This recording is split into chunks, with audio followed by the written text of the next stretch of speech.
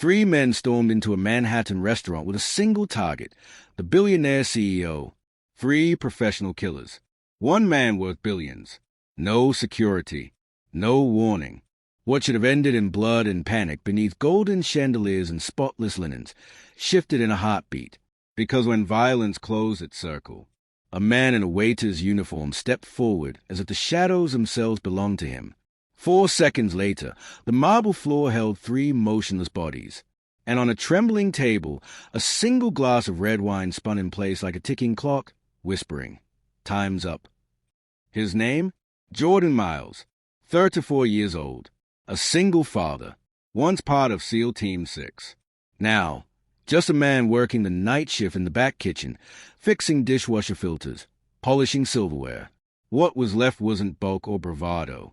It was memory carved into muscle, angles, spacing, tempo, the discipline to stop a striker breath before it turned lethal. The ambush unfolded cold and precise. One assassin grabbed CEO Ben Carter by the collar, yanking him from his chair, whiskey spilling across white cloth. The second drove a knee into his ribs. The third blocked every exit, calm and patient, the kind of predator who had counted heartbeats before. Callie Evans, Carter's assistant, fell with her chair. Her eyes scanned the room, calculating exits as Japanese investors recoiled in shock. Jordan moved before thought could catch up. A hand strike into a nerve cluster, stealing breath without breaking bone. An elbow snapping the lights out of another. The second assassin swung wild. Jordan slipped into the pocket, clamped a pressure point, watched him crumple like an empty coat. The third lunged, too slow. A wrist locked, a weapon stripped, a head meeting stone with a dry, final crack. 4 seconds, 4 breaths, and then silence, broken only by the haunting ring of a wine glass that refused to stop spinning. Sirens split the Manhattan night. Jordan stood steady, hands visible, voice calm. "I intervened. I don't know them. I'm not hurt." It wasn't just military discipline. It was survival instinct, the kind every black man learns when badges and cameras arrive. Stay open. Stay clear. Keep nothing hidden that could be twisted. Medics rushed in. Carter pressed a napkin to his split lip, staring at Jordan like a math problem no spreadsheet could solve. Callie watched with a strategist's eye. Jordan stood half a step toward the exit, fingers never fully loose, even as his voice stayed measured. By morning, a leaked video changed everything.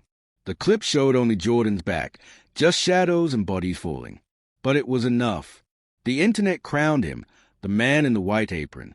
For Jordan, the fire wasn't the threat. It was the smoke. The media storm, a story told for him, a name that could reach the wrong ears. And he had one priority, his daughter, Ava. At school, classmates shoved the video in her face. She ran home clutching her tablet. "Daddy, is that you?" Jordan knelt, brushing aside a strand of blonde hair, the last gift from her late mother. "Yes, but all I did was help, the same way you helped Mrs. Chen carry her groceries." Ava wrapped her arms around him, whispering, "I know you're a superhero." And inside Jordan, something fragile cracked, like ice breaking in sunlight. 2 days later, Callie Evans found him at a Queens playground. Ava soared high on a swing, her laughter spilling through the autumn air. Callie's coat was too fine for wet grass. Her shoes whispered wealth. But Jordan didn't turn away. "I wanted to thank you properly," she said. Jordan nodded, reading the truth beneath a politeness, lawyers, media, envelopes of money, buying silence in exchange of control. Ava stopped swinging just long enough to announce, "I'm Ava. This is my dad. My dad is really strong." And for the first time, Callie's smile wasn't rehearsed. It was real. That night, Jordan scrubbed the kitchen after Ava slept. Queen's Ed drifted through the open window. His phone buzzed, delivery notification. The next morning, a package arrived. Carter Industries letterhead. A summons dressed as an invitation. Mr. Jordan Miles is requested to appear. 3 p.m., 43rd floor. Jordan put on his only suit. In the mirrored elevator, he barely recognized the reflection. Not the SEAL, not the viral apron hero. Just a father calculating the risk in every nod, every word. The 43rd floor opened like a shrine to power. Ben Carter waited behind a desk the size of a yacht deck. Callie at his side, notebook ready. "What do you want?" Carter asked bluntly. "6 figures. Advisory role. Legal protection. Media control. We can spin this into profit." Jordan shook his head. "I don't want money. I don't want a spotlight. I just want to come home safe to my daughter." Carter froze. A man who lived on yeses had never faced a refusal for peace. "Everyone wants something," he pressed. Jordan's reply cut sharp. "Ava wants a dad present." 2 men, 2 worlds, one driven by gravity of wealth, the other anchored only to the small orbit of a child's laughter. Callie saw it clearly. Jordan would never sell his story. He wasn't interested in being a symbol, because symbols attract light, and light is dangerous when shadows are all that keep you safe.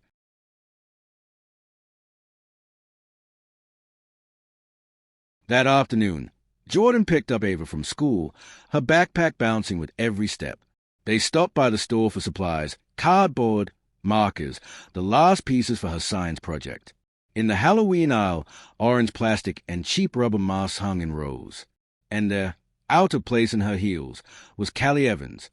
She lifted a princess costume, silk and glitter catching the light. "Ava would look good in this," she said. Ava shook her head firmly. "I'm a ninja. Princesses can't do backflips." Jordan laughed, the kind of laugh that lightened the stone in his chest. Between candy buckets and plastic cobwebs, the 3 of them walked together. Callie admitted her mother had worked 3 jobs, teaching her that stability mattered more than romance. Jordan gave only fragments. Catherine, his late wife, had loved trashy TV, had a laugh that filled a room, and had faced cancer with a bravery that still broke him to remember. At the self-checkout, Callie asked softly, "Are you afraid?" Jordan's eyes went to Ava, tapping the touchscreen with both hands. More afraid of the spotlight than the men with guns. Gunmen work shifts. The spotlight never clocks out. By the next week, whispers leaked. The attack on Carter wasn't random. The 3 assassins were connected to a company takeover. Its founding family ruined. The patriarch had stepped off a balcony in disgrace, just a dust mote in public memory. But Jordan saw it for what it was, the kind of wound that festers into vendetta. Planned violence is never a single event. When money and revenge intertwine, the next strike is always crueler. 3 days later, Carter's office windows shattered with a single rifle round. Glass rained like ice. The only reason Ben Carter lived was because he happened to be washing his hands. On the rooftop door, someone had carved a message. "This isn't over." For the first time, the billionaire skipped lawyers, security, and assistants. He dialed Jordan directly. The voice on the line wasn't a titan of industry. It was a man hearing his own mortality in the mirror. "I need you." Jordan watched the second hand sweep past 12. "If I do this, it's on my terms," he said. "When it ends, it ends. No loose threads." Silence. Then a single word. "Deal." Carter spoke it lightly because, for the first time, he had laid down his pride. The next morning, Jordan passed through the turnstiles with a guest badge. Official title, process consultant. Real title, breaker of habits that get men killed. He walked the halls like an engineer inspecting a fragile bridge. Measured distances, from Carter's chair to the exit, from exit to the stairs, from stairs to the garage. He demanded schedules with no patterns, swaps of drivers, departures that shifted by the hour. Power hated day tours, but Callie nodded, taking down every detail as if a pen carried the weight of a shield. By the 3rd afternoon, 2 men were caught in the parking garage, trying to wire a device beneath Carter's black sedan. They stayed silent, but their kit spoke volumes. Precision tools. Training marks. Jordan read the scene like an equation. Each failure meant the next attempt would be bolder, smarter, and crueler. He pulled Carter onto a balcony, voice low, steady like radio static. "They won't stop. Every miss sharpens a blade. And when they can't reach you, they'll reach who you care about most. That's the target you can't replace." Carter's jaw clenched. His silence said more than words. Through the glass, Callie watched, already knowing whose name Jordan hadn't spoken. The strategy had to turn offensive. Jordan laid bait, a secret board meeting at Carter's Westchester estate. A leak seeded in the right channel, just enough security shaved away to smell like opportunity. But the truth was different. Jordan reshaped the grounds, cut some lights, locked certain exits, left others cracked open. The floor plan became a funnel, every hallway a choke point. Priority one was Ava.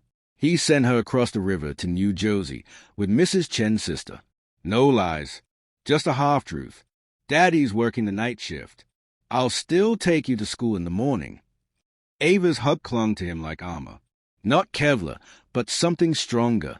Before he closed the door, she looked up with sleepy eyes. Daddy, come back. That night, Jordan stood on the estate's second floor, studying the battlefield he had built. In the dark glass, he saw two reflections. A soldier who had learned to vanish, and a father who couldn't. Daddy, eat breakfast. You always forget. Ava's voice cut through the morning hush. Jordan smiled, slipped a granola bar into his pocket like a charm, something to remind him why he fought at all. At the estate, Callie refused to leave. If something happens to Ben, I have to be here, she said, her quiet conviction sealing the debate. Jordan pressed a secure phone into her hand, gave her a single code word for the panic room. Don't open for anyone, not even if they sound like me. Only after the code. Their hands brushed, a charge in the space between them. Jordan didn't comment. He just nodded. Trust mattered more than words. Then he faded back into the dark. The plan was geometry turned into survival. Quick strike, fast shutdown. Swap vehicles, alter routes, throw in decoys. Drivers change last second. Surveillance chains cut. Spaces designed to funnel. Lights carved to blind coordination. Even the security cameras were adjusted, angles chosen so that no frame could ever miscast a black man holding a weapon. Every detail had a purpose. At 2 a.m., the suburban woods went still. 7 shadows advanced through the pines, staggered formation, hand signals crisp. The rhythm of men who drilled violence until it became language. At the front was Silas Ward, a scar cut from ear to collar, eyes like burnt-out coals. Once a security contractor, now a disgraced ghost Carter had fired for betrayal. Revenge and money made him dangerous. Jordan left the first floor as bait. One door cracked open. One blind spot staged. One hallway so tight only single file could pass. The first intruder stepped into that blind corner. A snap. Jordan's elbow caved his throat. The second lunge. Door swung. With shattered nose, blood sprayed. Gunfire followed. Sparks ripping plaster, stone chips raining down. Jordan slid across a cabinet, rode the stairwell's gravity, flipped a man into a choke that dragged him silent into sleep. Silas paused, listening, scar pulling as he realized the truth. His enemy wasn't killing. His enemy was dismantling. Plan B, Silas barked. 2 men veered toward the kitchen, but the room was already staged. The fridge turned into a shield, the island a pivot point. Crossfire betrayed its owners, dropping bodies like broken scaffolds. Then the inevitable duel. Jordan met Silas beneath the chandelier, light fracturing into shards across polished marble. They circled, strike for strike, elbow for elbow, knee for knee. A blade kissed Jordan's side, leaving fire in his ribs. His left hand tingled, pain buzzing like broken wire. Silas spat word between blows. He stole everything. Left decent men with nothing. Jordan's voice stayed even, eyes never leaving Silas's shoulder. Nothing you do will bring it back. They crashed into a console. A stone figurine toppled, shattering. Silas fought like iron, every angle counted. Jordan adapted, took a punch to the face to land one to the ribs. Sacrificed pain for position. Blood mixed with sweat. The wind outside hissed through broken glass like another blade waiting its turn. In the panic room, the secure phone buzzed. Callie clutched it tight, lips repeating the code word like a prayer. The steel door was heavy as mountains. No opening until voice and code aligned. Back in the hole, Silas's rhythm cracked. Fatigue creeping in. Jordan saw the gap. A feint to the head. Guard lifted high. Then 3 strikes in perfect sequence. Throat, ribs, knee. Silas collapsed, breath ragged but life intact. The line Jordan had carried since leaving the SEALs held firm. Neutralize. Never execute. When the radio hissed faint, Jordan lifted the secure phone, gave the code. Moments later, the panic room locks disengaged with a heavy click. The rest of the night was cleanup, binding wounds, counting enemies still breathing, calling federal agents who'd arrive with black sedans before dawn. But the battle itself was over. Morning light poured across Westchester, cold and forensic. Agents marched Silas Ward and his men out in cuffs, their eyes already hollow as if sentence had been passed. Ben Carter stood on the steps, lips still bandaged, face drawn like a man forced through fire he hadn't chosen. Callie did what she did best, turned chaos into order. Lists, names, phone calls, which words to use in public, which ones never to repeat. A framework to cage the story before it grew fangs. Acknowledge the truth. Thank the rescuer. Emphasize cooperation. Strip the attackers of myth. When investigators pulled threads, one frayed free. Grant Lell, Carter's head of security, caught at an airport gate with a ticket to a country without extradition and a hard drive full of rot. Everyone has a price, he sneered in cuffs. You just haven't counted high enough. Ben stared at him like a man looking into a cracked mirror, recognizing too late the cost of trust. Jordan did his final sweep. Checked pulses, counted breaths, made sure every life possible still lived. His combat code steady as ever. If you can spare life, you do. Police arrived next, some with respect in their eyes, some with suspicion, bias twitching in reflex.